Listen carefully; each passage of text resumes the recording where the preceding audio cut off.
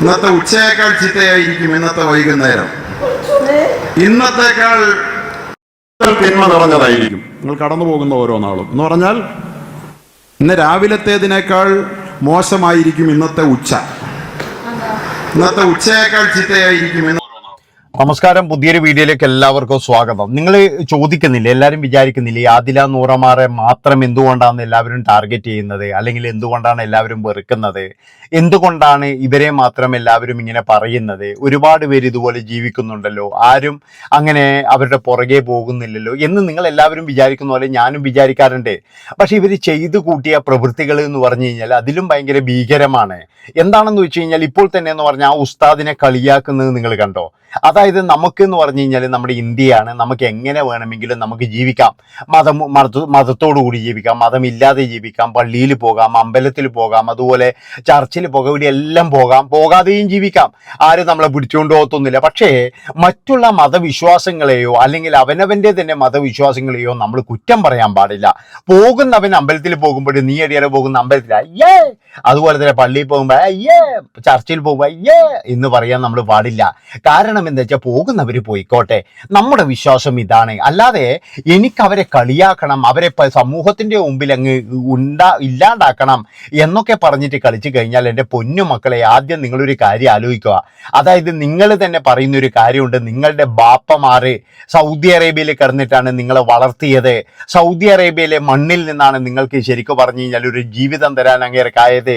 Saudi Arabia പോലെയുള്ള ഒരു രാജ്യത്തിന്റെ ഒരു ഇതാണ് നിങ്ങൾക്ക്. എന്താണെന്ന് വെച്ച് കഴിഞ്ഞാൽ ഒരു ദാനമാണ് നിങ്ങളുടെ ഈ ജീവിതം എന്ന് ഞാൻ പറയുള്ളൂ. എന്താണെന്ന് വെച്ചാൽ നിങ്ങൾ അവിടെ എല്ലാം അനുസരിച്ചു കൊണ്ടല്ലേ ജീവിച്ചത്, എല്ലാ സംഭവങ്ങളും അനുസരിച്ചു കൊണ്ട് അവിടെ ജീവിക്കുന്നു. അതിനുശേഷം എന്ന് പറഞ്ഞാൽ നിങ്ങളുടെ ഇഷ്ടത്തിന് ഇപ്പോഴെന്ന് പറഞ്ഞാൽ നൂറ തന്നെ പറയുന്നുണ്ട്, എനിക്ക് ഷോർട്ട്സ് ഡ്രസ്സൊക്കെ ഇടാൻ വേണ്ടിയിട്ടാണ് വെളിയിൽ വന്നത്, അല്ലാതെ എനിക്ക് വേറെയൊന്നുമില്ല എന്നൊക്കെയാണ് പറയുന്നത്. പള്ളിയിൽ ഉസ്താദുമാർ അത് വിളിച്ചു പറയും. എന്ത് പ്രശ്നം ഉണ്ടെങ്കിലും ഇവർക്ക് എല്ലാവരും എന്ന് പറഞ്ഞു കഴിഞ്ഞാൽ മിക്ക ആൾക്കാരും ഉസ്താദന്മാരുടെ നെഞ്ചത്തേക്കാണ് കയറുന്നത്. അതൊരു വളരെ മോശം തന്നെയാണ്.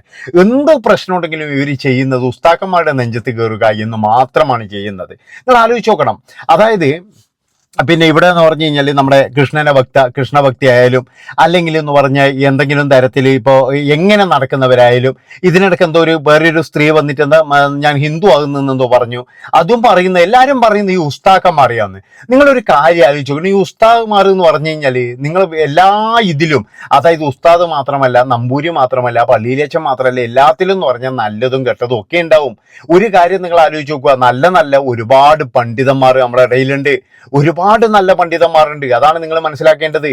അല്ലാതെ എല്ലാവരും എന്ന് പറഞ്ഞ പോലെ എന്തെങ്കിലും ഒരു ചെറിയൊരു പ്രശ്നം വരുമ്പോൾ എല്ലാവരും അതുപോലെയാണ്, എല്ലാവരും അങ്ങനെയാണ് എന്ന് നമ്മൾ ഒരിക്കലും ചിന്തിക്കരുത്. ഞാൻ അതുകൊണ്ടാണ് പറയുന്നത്, പലപ്പോഴും ഞാൻ കേട്ടിരിക്കുന്നത് എന്ന് പറഞ്ഞു കഴിഞ്ഞാൽ ഈ മുസ്ലിങ്ങളായിട്ടുള്ള യുവതികളോ അവരാരെങ്കിലും ഇതുപോലെ പുറത്തു വരുമ്പോഴോ ഇല്ലെങ്കിൽ അവർക്ക് വീടുമായിട്ട് ബന്ധം വേണ്ട എന്ന് പറയുമ്പോഴോ അവർ കൃത്യമായിട്ടും ശക്തമായിട്ട് വിമർശിക്കുന്നത് എന്ന് പറഞ്ഞു കഴിഞ്ഞാൽ ആരെയാ ഉസ്താക്കന്മാരെയാണ്. അവർക്ക് ഉസ്താദ് മാറാന്ന് പറഞ്ഞു കഴിഞ്ഞാൽ കണ്ണെടുത്ത കണ്ടൂടാ. അതന്നെയാണ് ഈ കൃഷ്ണഭക്ത എന്ന് പറയുന്ന ആ സ്ത്രീ വന്നിട്ടും ഒരുപാട് നാൾ ഈ ഉസ്താദിനെ തന്നെയാണ് ചീത്ത പറഞ്ഞുകൊണ്ടിരുന്നത്, ഉസ്താദിനെ തന്നെയാണ് മോശപ്പെടുത്തിക്കൊണ്ടിരുന്നത്. കാരണം അങ്ങനെ പറയുമ്പോഴേ ഇവർക്ക് ഒരുപാട് സപ്പോർട്ട് കിട്ടുന്നുണ്ട് എന്നുള്ളതാണ്. അതാണ് നിങ്ങൾ മനസ്സിലാക്കേണ്ടത്. വെളിയിൽ നമുക്ക് ഒരുപാട് സപ്പോർട്ട് കിട്ടും. ഞാൻ പറഞ്ഞല്ലോ, ഈ ഉസ്താക്കന്മാരെ കണ്ടുവിടാത്ത ആൾക്കാരുണ്ട്, പൂജാരിമാരെ കണ്ടുവിടാത്ത ആൾക്കാരുണ്ട്, അതുപോലെ തന്നെ ഈ പള്ളിയിലെ അച്ഛന്മാരെ കണ്ടുവിടാത്ത ആൾക്കാരുണ്ട്, ഇങ്ങനെയുള്ള ഒരുപാട് ആൾക്കാരുണ്ട്. അപ്പൊ അതിൻ്റെ ഇടയിൽ ഒരാളെ തള്ളിപ്പറഞ്ഞു വരുമ്പോഴും മറ്റുള്ളവരെന്ന് പറഞ്ഞാൽ രണ്ട് കൈയും നീട്ടി സ്വീകരിക്കും. അതുപോലെ അവർക്ക് വേണ്ട എല്ലാ കാര്യങ്ങളും ചെയ്തു കൊടുക്കും. അവരിതാ ഇത് ഒഴിവാക്കിയിട്ടാണ് വന്നത് എന്നൊക്കെ പറഞ്ഞിട്ട് അവർക്ക് വലിയ സ്വീകരണം കിട്ടും. ഇത് തന്നെയാണ് ഈ ആദില നൂറമാർക്കും ഇവിടെ കിട്ടിക്കൊണ്ടിരിക്കുന്നത്. അതാണ് നിങ്ങൾ മനസ്സിലാക്കേണ്ടത്. ഇപ്പൊ കുറച്ച് ദിവസം മുമ്പ് ഷക്കീലയുടെ ഒരു ഇന്റർവ്യൂ ഞാൻ കണ്ടു. ഷക്കീല ഇന്റർവ്യൂ ചെയ്യുന്നത് ദിയാസന എന്ന് പറയുന്ന ഒരു സ്ത്രീയാണ്. അവരെന്ന് പറയുന്നത് എനിക്ക് തോന്നുന്നത് ഇവരുടെ ഇതിൽ വന്നതാണ്, ഇവരുടെ ബിഗ് ബോസിലൊക്കെ വന്നതാണെന്ന് തോന്നുന്നു.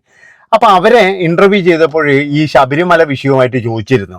അങ്ങനെ ചോദിച്ചപ്പോൾ അവർ കയറി എന്നൊക്കെ പറയുമ്പോൾ ഷക്കീല ചോദിക്കുന്നുണ്ട്, ഷക്കീല ഒരു മുസ്ലിമാണ് നമുക്കറിയാം, ഷക്കീല ചോദിക്കുന്നത് നിങ്ങൾ ഇതുപോലെ പോയിട്ട് പള്ളിയിൽ കയറുമോ എന്ന് ചോദിക്കുന്നുണ്ട്. അതാണ് മനസ്സിലാക്കേണ്ടത്. നിങ്ങൾ അവിടെ കയറത്തില്ല, അങ്ങനെ കയറൂല, അപ്പൊ ഇവർക്ക് എല്ലാവർക്കും തന്നെ വിമർശിച്ച് വന്നു കഴിഞ്ഞാൽ ഇവർക്കുള്ള സീറ്റ് ഇവിടെയുണ്ട്.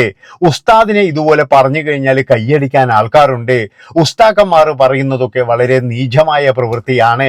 ഞാൻ ഒരു കാര്യം നിങ്ങളോട് പറയാം, അതായത് ഒരുപാട് നല്ല നല്ല ആൾക്കാർ, എന്തിനധികം പറയുന്നു, ഇപ്പോൾ ഇവരെ വിമർശിച്ച ആൾക്കാർ പൈസൽ വരെ നല്ല രീതിയിൽ വളർന്നു വന്ന ഒരു വ്യക്തി തന്നെയാണ്.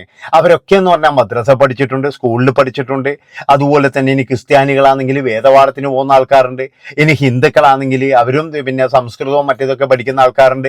ഇങ്ങനെ പലതരത്തിലെന്ന് പറഞ്ഞു കഴിഞ്ഞാൽ പണ്ഡിതനാകാൻ വേണ്ടിയിട്ടും അതുപോലെ ഈ നമ്മുടെ ഈ പിന്നെ എന്താ പറയുക നമ്മൾ ഇതിന്റെ അതായത് മതപരമായിട്ടുള്ള കാര്യങ്ങൾ അറിയാൻ വേണ്ടിയിട്ടും പഠിക്കുന്ന ഒരുപാട് ആൾക്കാരുണ്ട്. അപ്പൊ അതൊക്കെ എന്ന് പറഞ്ഞു കഴിഞ്ഞാൽ നല്ലത് തന്നെയാണ് മക്കളെ. അതൊരിക്കലും എന്ന് പറഞ്ഞു കഴിഞ്ഞാൽ ദോഷം വരത്തില്ല.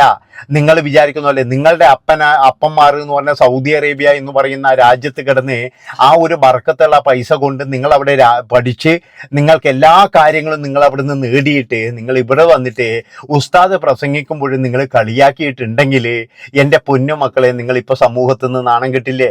അതേപോലെ നിങ്ങൾ ഇനിയും ഒരുപാട് നാണം കെടേണ്ടി വരുമെന്നാണ് എനിക്ക് പറയാനുള്ളത്. നാണം ഒരുപാട് ഇനി കെടേണ്ടി വരും. ഞാൻ പറഞ്ഞല്ലോ, എന്തിന് പാപം ഉസ്താക്കന്മാരെയും മറ്റുള്ളവരെയും ഇങ്ങനെ വെല്ലുവിളിക്കുന്നത് എന്തിനാണ്? ആരെങ്കിലും ആവശ്യമില്ലാതെ കേട്ടോട്ടല്ലേ.